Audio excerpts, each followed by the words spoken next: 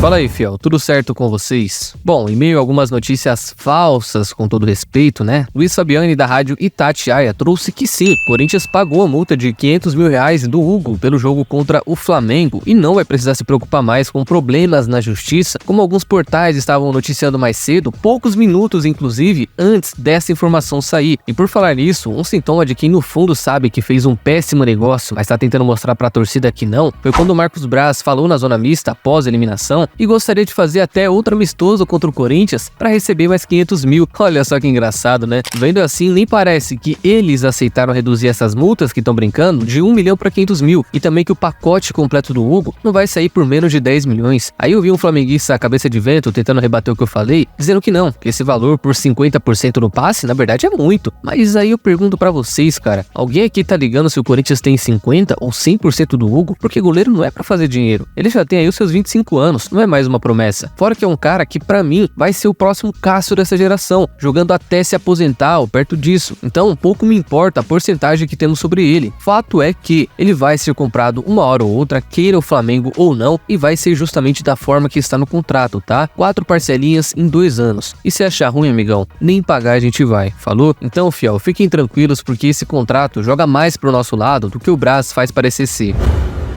E como não conseguiram serem inscritos nas quartas de final porque não dava mais para fazer trocas, o Corinthians conseguiu dessa vez colocar Alex Santana e Hector Hernandes na lista da Sul-Americana e ambos já podem atuar diante do Racing na semifinal. Eles foram trocados aí por Guilherme Biro e Vitor Mer, que não estão mais no Corinthians, o Biro mesmo está emprestado, e como foi feita essa troca, eles herdam a camisa da vaga que pegaram, portanto, Alex Santana 28 e o Espanhol 26. E falar pra vocês, hein, fiel, não me surpreenderia nada se ambos aparecessem jogando já na quinta, tá? O Ramon que gosta desse negócio de rodar o elenco, de surpreender na escalação, de mexer diferente no segundo tempo, pode acabar utilizando os dois ainda nesse jogo. Não à toa, né, ele voltou a usar o Pedro Henrique e o Giovani contra o Flamengo depois de muito tempo sem jogar. Mas principalmente falando do Alex Santana, esse aí é certeza que vai aparecer de um jeito ou de outro. Talvez não tenha entrado no domingo por falta de ritmo, mas quinta eu não duvido nada que ele vai aparecer. Quanto ao Espanhol, ao meu ver, eu não vejo ele jogando por enquanto. No máximo aparecendo em algum time misto, quem sabe no jogo de volta lá na Argentina, mas como o Ramon também gosta desse negócio de surpreender, eu não duvido de mais nada, certo? Mas é isso, ambos inscritos e portanto sem mais desfalques até o fim da temporada.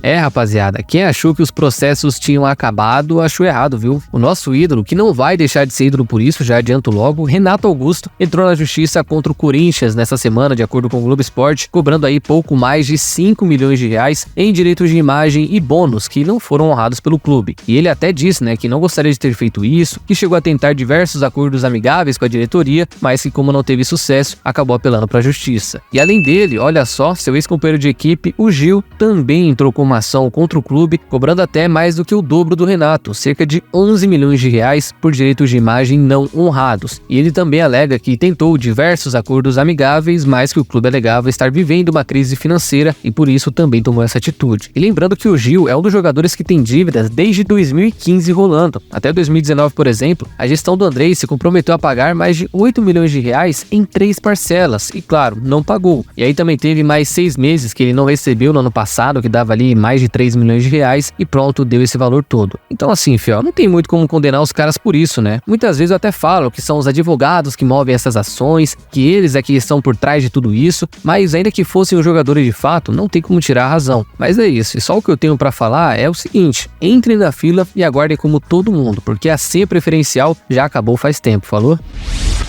Olha, se teve uma contratação que todo mundo já sabia que ia dar M nesse ano, foi do Pedro Raul. Tava na cara que isso não ia dar certo, que era só desperdício de dinheiro, só que, meu amigo, pra se livrar desse BO agora, que por sinal tem um longo contrato até 2028, não vai ser a coisa mais fácil do mundo não, tá? Só que, incrivelmente, parece ter surgido um interesse de um clube lá do Catar nessas últimas semanas, que é o mesmo do Roger Guedes e Gabriel Pereira, por sinal, que é o Al Rayyan, tá? Algumas informações apontam, fiel, que uma proposta de empréstimo seria feita com uma opção de compra no valor de 3 milhões de euros. E aí que tá, não é tão garantido pro Corinthians assim que daqui um ano e meio, seja lá quanto tempo vai ser, que o Pedro Raul vai ser vendido e o dinheiro parcialmente recuperado. Mas em que mundo, fiel, alguém contrataria um jogador tão fraco que não entra em campo há meses e com quase 28 anos? Em nenhum. Então, se porventura essa proposta realmente chegar na mesa da diretoria em algum momento, é obrigação do cara que for analisar, nem analisar, já aceitar direto para não ter risco dos caras caras repensarem, porque o Corinthians nunca mais vai achar esses 5 milhões de euros que pagou por ele no começo. Não vai. Não adianta segurar pra ver se ainda consegue, porque não vai. Então, que empreste e tente a sorte. Vai que, sei lá, no Catar tem uma água diferente, que o cara consiga jogar um futebol decente e seja comprado. Nunca se sabe, porque na boa, né, se ele escolher ficar por aqui, vai ser igual água parada, da dengue. E se for pra atrapalhar alguém, eu prefiro que seja em outro lugar. Fechou? É isso. Torcer pra que isso seja verdade e pra que seja negociado logo, porque não é todo dia que um otário sai de casa não.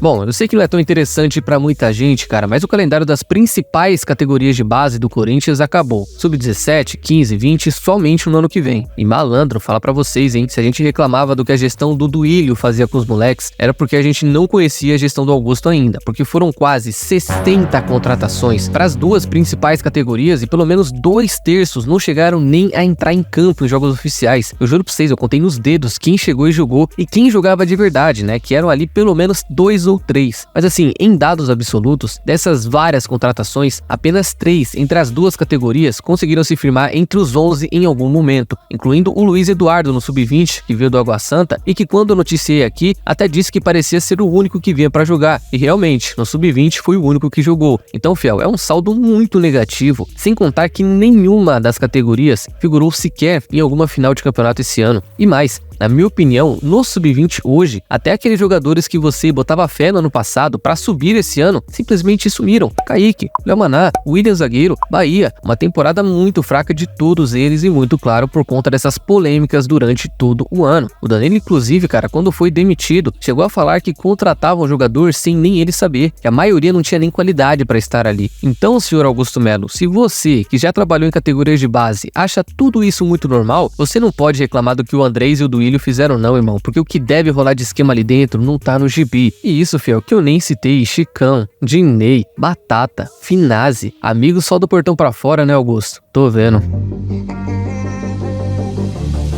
Então, fiel, é isso por hoje. E antes de vocês saírem do vídeo, não se esqueça de deixar a curtida e se inscrever no canal, que já vai estar me ajudando demais e vai contribuir para mais vídeos por aqui, certo? Espero vocês numa próxima, tamo junto e vai, Corinthians! I just want to look my way.